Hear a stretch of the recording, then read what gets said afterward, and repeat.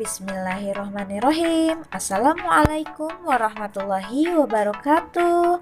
Kembali lagi bersama Bunda Tia ya. Hari ini kita akan belajar seperti biasa. Tetap belajar, semangat, belajar dari rumah. Yuk kita mulai pembelajaran hari ini dengan membaca basmalah bersama-sama. Bismillahirrahmanirrahim. Yang akan kita pelajari hari ini adalah tema 5, subtema 4, pembelajaran 5 dan 6. Yuk. Sekarang kita akan belajar pengamalan sila keempat dan sila kelima Pancasila. Sila keempat Pancasila berbunyi, kerakyatan yang dipimpin oleh hikmat kebijaksanaan dalam permusyawaratan perwakilan. Kemudian lambang dari sila keempat adalah kepala banteng. Sila keempat mengandung makna pemerintahan dari rakyat, oleh rakyat, dan untuk rakyat dengan cara musyawarah untuk mufakat dalam menyelesaikan masalah. Dari penjelasan tadi ada yang disebut musyawarah. Apa itu musyawarah? Ada yang tahu tidak? Bunda akan jelaskan. Musyawarah adalah suatu upaya bersama dengan sikap rendah hati untuk memecahkan masalah atau persoalan guna mengambil keputusan bersama dalam menyelesaikan masalah. Nilai-nilai yang terkandung dalam sila keempat Pancasila. Yang pertama, mengutamakan kepentingan negara dan masyarakat. Yang kedua, tidak memaksakan kehendak kepada orang lain. Yang ketiga, mengutamakan musyawarah dalam mengambil keputusan untuk kepentingan bersama. Yang keempat, menerima dan melaksanakan hasil musyawarah dengan rasa tanggung jawab. Yang kelima, melaksanakan musyawarah dengan akal sehat dan sesuai hati nurani yang luhur. Sila keempat menjadi pedoman dalam menyelesaikan masalah yang menyangkut kepentingan bersama. Sesuai dengan sila keempat Pancasila, menyelesaikan masalah sebaiknya dilakukan dengan cara musyawarah untuk mufakat. Setelah mufakat, semua peserta musyawarah harus menerima keputusan dengan lapang dada. Contoh pengamalan sila keempat Pancasila, di antaranya yang pertama, melakukan musyawarah untuk menentukan jadwal ronda di lingkungan masing-masing. Jadi, sebelum ronda dilaksanakan, biasanya Pak RT, Pak RW, dan warga sekitar melaksanakan musyawarah bersama semuanya. Yang kedua, mengikuti pemilihan umum. Contohnya, mengikuti untuk pemilihan presiden dan wakil presiden. Yang ketiga, mengikuti pemilihan ketua kelas dengan tertib. Nanti kita pilih ya KM di kelas kita. Yang keempat, tidak memaksakan kehendak dalam berdiskusi atau bermusyawarah. Jadi kita selalu menghargai kesepakatan yang disepakati oleh semua pihak. Selalu menghargai pendapat orang lain. Setelah sila keempat Pancasila, ada sila kelima Pancasila. Bunyi dari sila kelima itu bagaimana sih? Bunyi dari sila kelima Pancasila adalah keadilan sosial bagi seluruh rakyat Indonesia. Lambangnya adalah padi dan kapas. Sila kelima Pancasila bermakna tujuan bangsa Indonesia adalah tercapainya masyarakat Indonesia yang adil dan makmur secara lahir dan batin. Keadilan merupakan salah satu tujuan negara Indonesia sebagai negara hukum. Penegakan keadilan akan membuat kehidupan masyarakat Indonesia menjadi aman, tentram, dan sejahtera.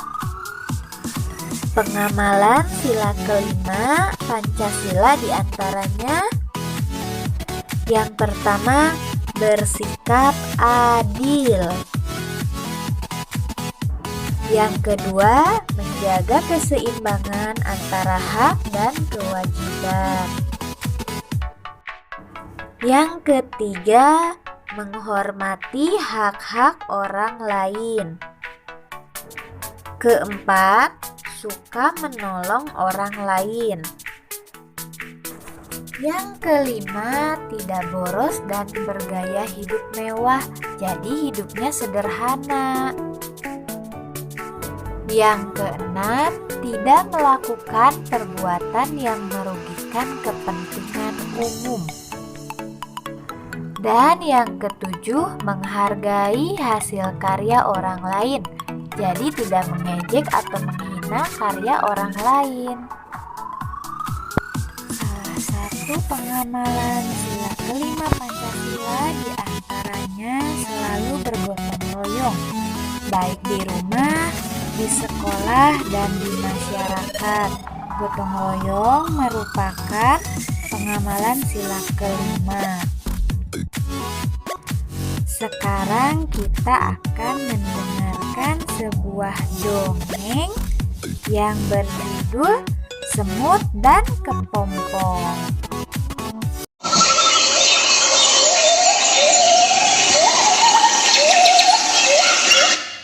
Di suatu hutan yang rindang, hidup berbagai binatang buas dan jinak. Ada kelinci, burung, kucing, capung, kupu-kupu, dan yang lainnya lagi. Pada suatu hari, hutan dilanda badai yang sangat dahsyat. Angin bertiup sangat kencang, menerpa pohon dan daun-daun.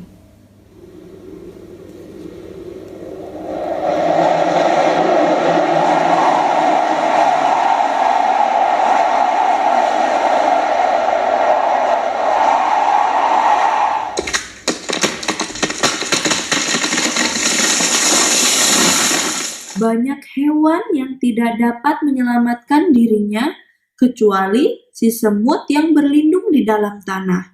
Badai baru berhenti ketika pagi menjelang. Matahari kembali bersinar hangatnya.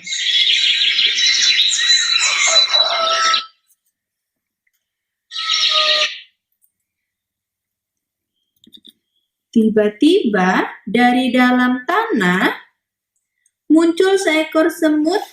Si semut berlindung dari badai karena ia bisa masuk ke dalam sarangnya di dalam tanah. Ketika sedang berjalan, ia melihat seekor kepompong yang tergeletak di dahan daun yang patah. Si semut bergumam, alangkah tidak enaknya menjadi kepompong, terkurung, dan tidak bisa kemana-mana. Menjadi kepompong memang memalukan. Coba lihat aku bisa pergi kemana saja aku mau. Ejek semut pada kepompong. Semut terus mengulang perkataannya pada setiap hewan yang berhasil ditemuinya. Beberapa hari kemudian, semut berjalan-jalan dan dia pun tidak sadar kalau dia berjalan di atas lumpur. Ia tidak menyadari kalau lumpur yang diinjaknya bisa menghisap dirinya semakin dalam. Aduh, sulit sekali berjalan di tempat becek seperti ini. Keluh semut. Semakin lama, si semut semakin tenggelam ke dalam lumpur. Tolong, tolong aku, tolong, teriak si semut. Wah, sepertinya kamu sedang kesulitan ya? Si semut terheran mendengar suara itu. Ia memandang sekelilingnya mencari sumber suara. Dilihatnya ada seekor kupu-kupu yang sangat indah terbang mendekatinya.